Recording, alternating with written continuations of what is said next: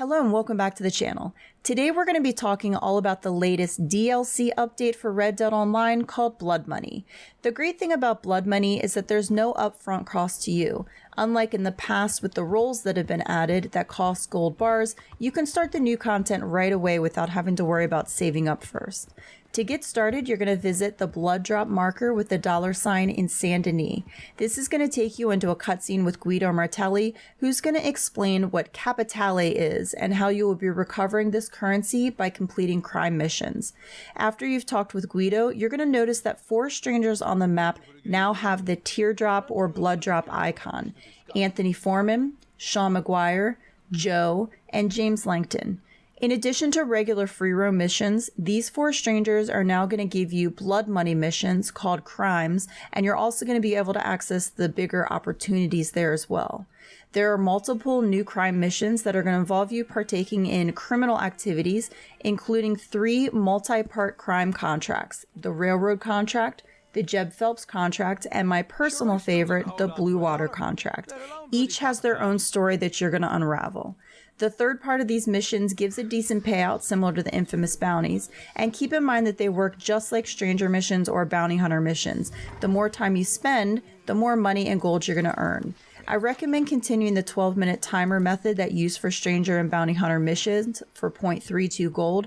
However, keep in mind these missions can take quite a bit longer since you're going to be looting bodies and looking for treasure chests, so we almost always exceed the 12 minutes. It's important to note that you're not paid Capitale at the end of the mission. You're only paid money and gold. So you need to look for Capitale while you're doing the mission. And you need to do this by looting all of the bodies, looking for treasure chests, looking for lockboxes, and sometimes they're in really hard to see places. So make sure you look around up on top of roofs, sometimes underneath wagons. Use Eagle Eye to help you spot these. Also note that you can only carry 50 Capitale at a time in your satchel. The next part of the Blood Money update are these new opportunities missions that you can also access from the 4 strangers. We received the first of these missions, the Covington Emerald, but we know that there's at least 2 more on the way. These are larger scale missions with multiple difficulty levels and a high payout. The nice thing about these missions is that you can choose your difficulty level every time you play them. It's not like you have to start on standard and then it gets harder and harder and then you can only play on the hardest difficulty. However, you do need to pay Capitale in order to access them. You're going to need 15 Capitale for standard difficulty, 20 for hard difficulty, and 25 for ruthless difficulty. As with other things in the game, ruthless difficulty is both free aim and the enemies are not going to show up on your minimap, so it does present quite a challenge. In this mission, you're going to be stealing the Covington Emerald, which is being transported on a heavily guarded train. Now, there's multiple ways that you can complete this mission. You can Leroy Jenkins it into battle and just start killing everybody, or you can use a more stealth-based approach, or even a combination of the two. If you go into the post office or train station, you can pick up a note that's going to show you lootable boxes around the map, and these are going to contain jewelry that you can steal that you'll be able to sell at the fence later. And if you listen to dock workers, you can overhear info that can help you complete the mission, such as there are fireworks set up on the docks that can be used for a distraction. However you choose to do the mission, what you need to do is pick up the emerald from the train, evade the law, and then deliver it. One thing that Rockstar has been talking about is some quality of life improvements, and I think this next one fits the bill. At every stranger, you will now receive a list of missions that you can choose from. In the past, you had to accept whatever mission that stranger was giving, even if it was one you really hated, for example, posse assassination. However, now you can choose from a list, and each stranger has a slightly different list based on what types of missions they gave out in the past. I also found what appears to be a new mission where you execute a prisoner that's being transported, which it's very similar to other things that we've done, but you have to have low honor in order to accept this mission. I find this interesting, and it's just another thing that makes me think that a low honor role is coming at the end of these crimes and opportunities, as Rockstar seems to be leading players to start to choose how they want to play the game and what activities they want to partake in based off honor level. Are you going to take the dishonorable or honorable route? And I think in the future it's going to become more important and it's going to have an effect on what activities are available for you to do. Another quality of life improvement is the new nominated series for showdowns. For a long time, players have been asking for a playlist for showdowns so that they can play their favorite modes and skip out on the ones they don't like. I can tell you that one of the most frustrating things about showdowns is just getting bad mode after bad mode. But now you can bookmark your favorites and then choose nominated from the quick join menu to join a playlist that players in the session have also picked those same showdowns. To bookmark your favorite showdowns, you go to Quick Join, scroll down to Nominated, and then hit Triangle to go to Social Club. Here you're going to hit R3 for any mode that you want to play. Now, we aren't 100% sure how this is going to work, or even if it is working yet. Supposedly, if you go back to the Quick Join menu and select Nominated, you're going to go into showdowns with other players who've selected those same modes that you want to play as well. But time will tell if this new feature works the way we want it to. My favorite quality of life improvement comes in the form of content they have brought back from previous Outlaw passes. Anyone who watches me play knows I created a new character at the beginning of April, so she doesn't have anything from Outlaw passes 1 through 4, and a huge thing that we missed out on was the fast travel for the wilderness camp. You can now purchase this at the fence along with upgraded ammo pouch pamphlets and the ability to cook 3 meat at a time. These pamphlets all come with the hefty price tag, but thankfully it's all cash, not gold. As far as the ammo pouches go, I definitely recommend the shotguns. You can carry 120 shells instead of 60, the varmint rifle, and the arrow upgrade. The rest are all for regular ammo, so if you use high velocity or express in your rifle or repeater, it really isn't worth it to get the upgrade. You can also purchase some past clothing items from Madame Nazaar, including Arthur Morgan's outfit. Now be warned, the Arthur Morgan outfit is 52 gold bars.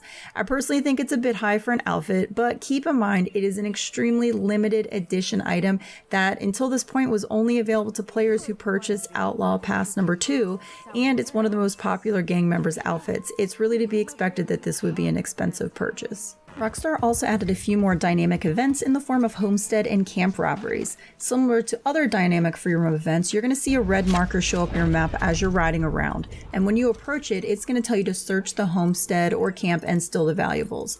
There are clues around the property that can help show you where the cash bag is, and then once you pick it up, you're going to need to deliver it to the drop-off point. If you get a witness or cops on you at any point, you're going to need to lose them first before you can deliver the valuables. So let's talk legendary animals for a minute. As with any DLC update, Rockstar will implement bug fixes, nerfs, etc. So one bug that has been really beneficial to players is the ability to donate a sampled animal to crypts as long as you don't have to skin it.